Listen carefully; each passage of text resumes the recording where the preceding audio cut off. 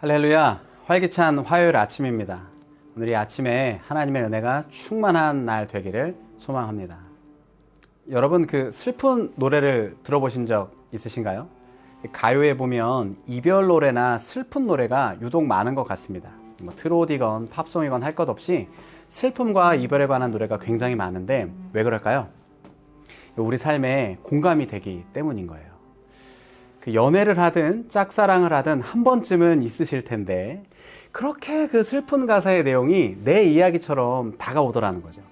애절한 노래, 슬픈 노래, 왜 다 내 이야기 같을까? 그것은 우리에게 슬픔의 경험, 헤어짐의 경험, 이별의 경험이 있기 때문이라는 거죠.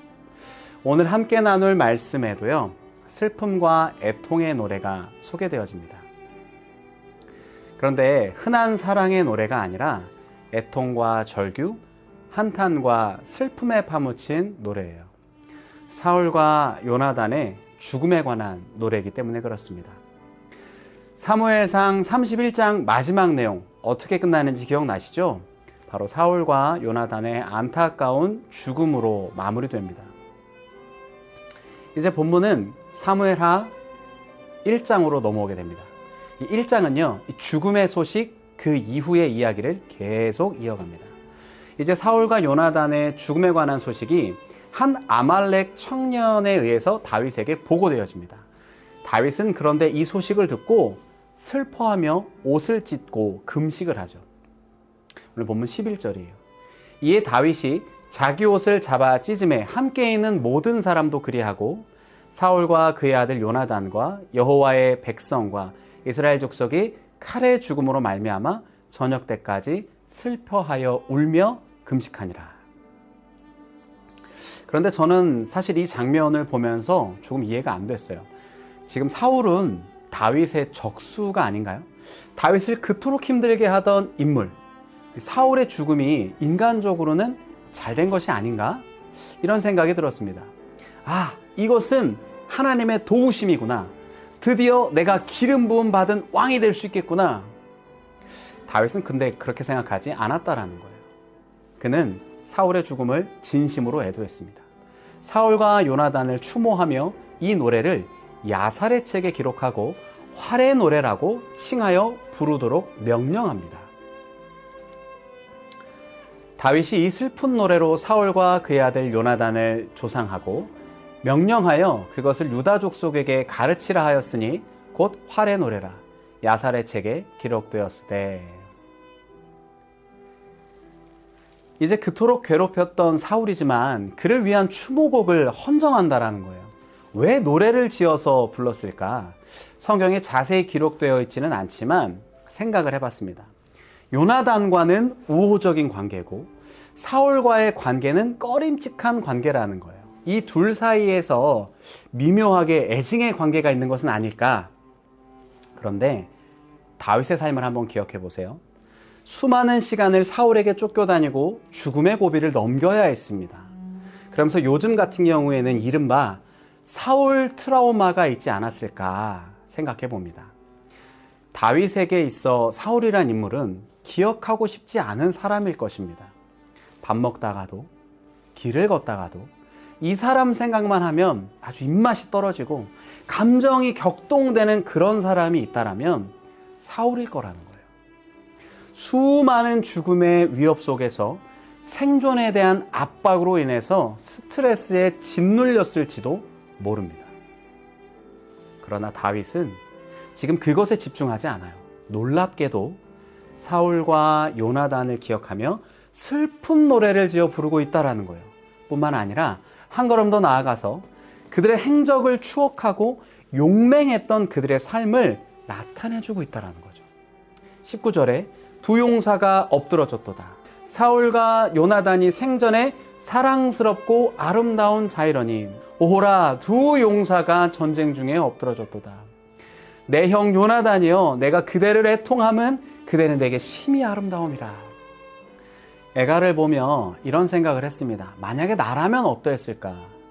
저는 이런 고백을 못했을 것 같아요. 인간적인 관점으로 보면 잘 됐다.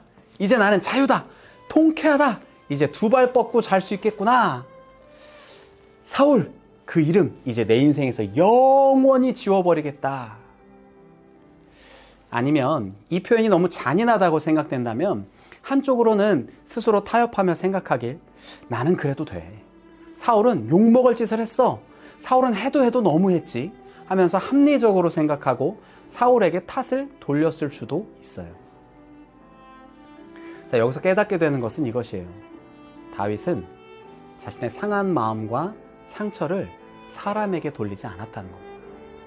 다윗은 늘 하나님의 은혜를 구했어요. 심지어 사울이 죽이지 않고 길을 돌아갈 때 사울에게 고맙다고 표현하지 않았고 하나님께 감사함을 고백했습니다. 생각해보면 참 그런 것 같아요. 상처받은 사람이 상처를 극복하게 되는 것은 더 큰 사랑과 은혜를 경험할 때인 것 같습니다. 오늘 다윗은요, 위로부터 부어지는 더 큰 은혜를 받았다라는 거예요. 그래서 그는 시편 18편에 이런 고백들을 합니다. 나의 힘이신 여호와여, 내가 주를 사랑하나이다. 여호와는 나의 반석이시요, 나의 요새시요, 나를 건지시는 이시요, 나의 하나님이시요, 내가 그 안에 피할 나의 바위시요, 나의 방패시요, 나의 구원의 뿌리시요, 나의 산성이시로다. 내가 찬송받으실 여호와께 아뢰리니 내 원수들에게서 구원을 얻으리로다. 슬픔과 애통을 겪어본 자만이 슬픔을 짐작할 수 있는 것처럼 다윗은 고통과 고난을 경험했습니다. 그러나 그는 사람에게 위로받고 사람에게서 타협점을 찾지 않았다라는 거예요. 절망하거나 비난하지 않았습니다. 오히려 주신 은혜를 알기에 사울과 요나단을 위한 슬픔과 애도를 표현했다는 거죠. 오늘 하루 내게 필요한 것, 나에게 중요한 것을 구하기 전에 위로부터 부어주시는 하나님의 은혜를 구하면 좋겠습니다. 오늘의 은혜, 하루의 은혜를 구하며 믿음으로 살아낼 때 다윗에게 주셨던 은혜 동일하게 부어주실 줄로 믿습니다. 오늘 말씀을 기억하면서 함께 기도합니다. 살아계신 아버지 하나님, 오늘 우리 삶에 상한 마음과 상한 감정이 있다라면 그것들을 사람에게 비치고 사람에게 위로를 구하지 않겠습니다. 하늘로부터 내려오는 하늘의 은혜, 하나님이 부어주시는 오늘의 은혜로 이 땅을 넉넉히 살아갈 수 있도록 도와주시옵소서. 다윗처럼 하나님 주어주시는 은혜, 하늘로부터 부어주시는 은혜를 경험하고 체험할 수 있는 우리 모든 꿈의 공동체 될 수 있도록 역사하여 주시옵소서. 거룩하신 예수님의 이름으로 기도하였습니다. 아멘. 완전한 사랑 주를 바라봅니다. 부르신 그곳 내가 다